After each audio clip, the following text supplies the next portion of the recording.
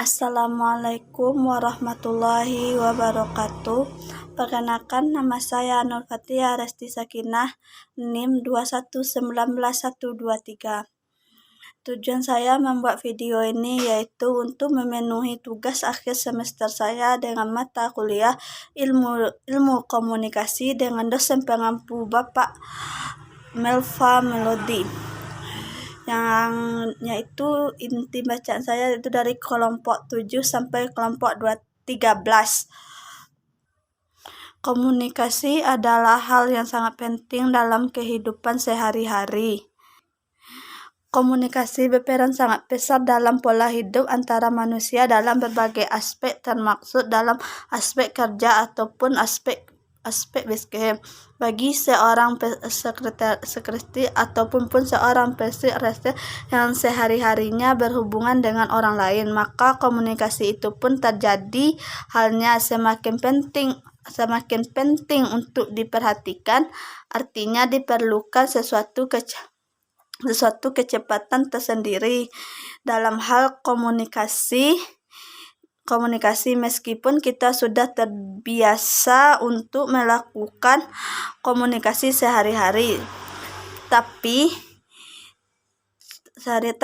sebelum untuk kita bisa benar-benar masih dalam melaksanakan komunikasi dengan efektif, padahal melakukan komunikasi yang efektif ini sangat penting untuk menentukan aspek yang tidak komunikasi yang dilakukan. Dengan melakukan komunikasi yang terjadi tanpa dalam maka yang disampaikan dalam komunikasi itu bisa tersampaikan untuk baik dan efektif. Untuk melaksanakan komunikasi efektif, pada prinsipnya dasarnya perlu diperhatikan prinsip dasar komunikasi yang bisa digunakan, misalnya dalam prinsip receiver or.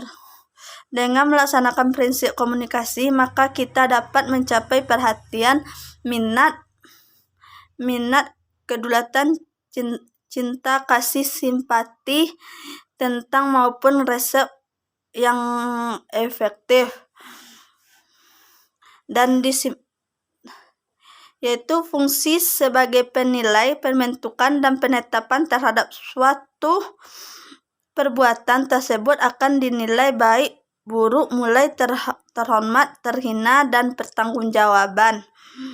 Penghinaan tertanggungjawabkan terhadap dengan berbagai ajaran moral. Tujuan etika itu sendiri merupakan bagaimana mencakup perbedaan kebaikan dan keburukan sejelas-jelasnya sehingga mendorong manusia terus melangkah pada kebaikan. Dan komunikasi artinya adalah proses pertanyaan isi pikiran atau isi pemahaman seseorang.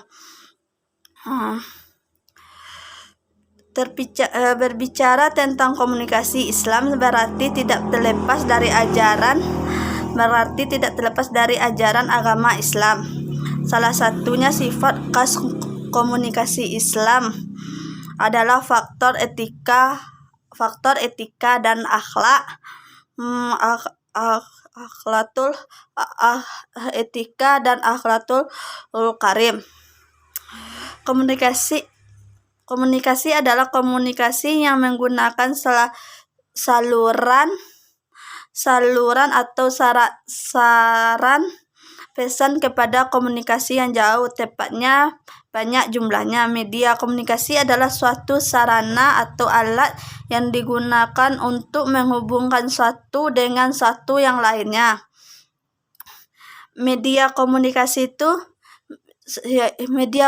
itu ada 4. Yang pertama cetak, audio, visual, audio.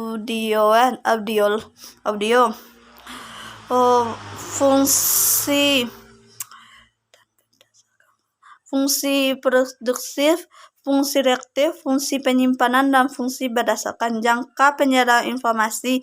Media cetak, audio, virtual, surat, internet, papan pengumuman.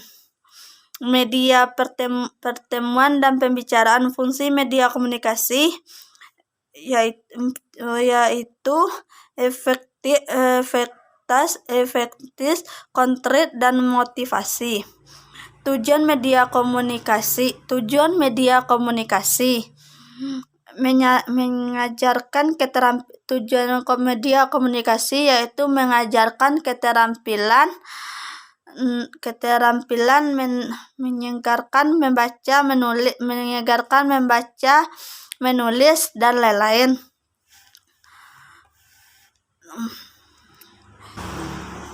Pengadaan sumber daya pengetahuan, menikmati, dan anjuran tidak membantu menegakkan karakteristik media komunikasi. Karakteristik dalam media komunikasi. Yang kedua, karakteristik media personal. Yang ketiga, karakteristik media massa. Ketujuh, karakteristik food.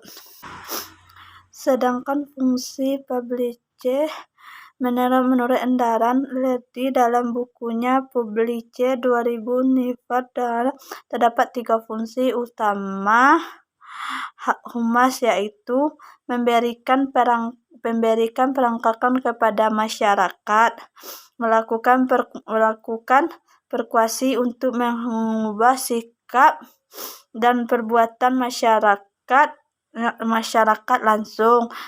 3. Merupakan untuk menginteraksi sikap dan perbuatan masyarakat.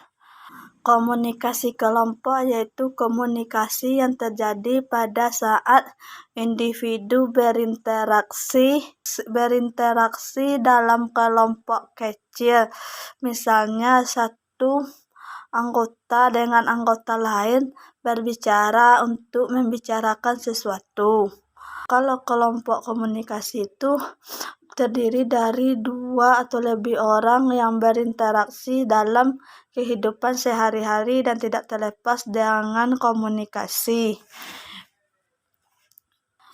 Berdasarkan suatu kelompok dalam masyarakat akan tercantumnya suatu fungsi yang tersebut merupakan fungsi hubungan sosial. Fungsi ini sesuai dengan dimanakan untuk kepentingan masyarakat, kelompok, dan para anggota itu tersendiri. Konflik dan konsultasi komunikasi kelompok merupakan bentuk komunikasi yang penting yang menjadi bagian dari interaksi antara individu dengan kelompok lainnya dalam kehidupan sehari-hari. Dakwah dan komunikasi merupakan suatu rangkaian yang tidak bisa dipisahkan. Begitu pula tujuan dakwah adalah untuk menyampaikan apa yang benar dan apa yang salah. Yang salah dalam kurang pada diri seseorang. Dakwah komunikasi sangat erat dikaitkan di mana para seseorang dai tidak menguasai pola komunikasi yang besar seperti memahami auditor, maka pesan dakwah itu pun akan sulit sampai kepada maudi sulit sehingga terjadinya gagal paham terhadap hal sesuatu. Komunikasi pendidikan merupakan komunikasi yang sudah meratap atau sudah merekat diri pada peserta didik aspek dan merupakan proses komunikasi yang dipola dan dirancang secara khusus untuk menghubungkan perilaku saran tentang arah yang lebih baik. Saran itu komunikasi memiliki maksud adalah aspek kelompok orang lain, yang mana proses pendidikan di sini adalah murid atau siswa guru. Macam-macam komunikasi pendidikan Islam. 1. Komunikasi sebagai aksi atau komunikasi saran. Kedua, komunikasi sebagai transaksi atau komunikasi banyak arah. Yang ketiga, hubungan komunikasi dengan pendidik adalah misalnya seasan dialogis antara seorang ayah dengan seorang anak yang sedang terlebih dalam membicarakan bentukan kehubungan di masa depan. Hanya sekian yang dapat saya sampaikan. Salah dan janggal saya mohon maaf. Saya sudahi dengan Assalamualaikum warahmatullahi wabarakatuh.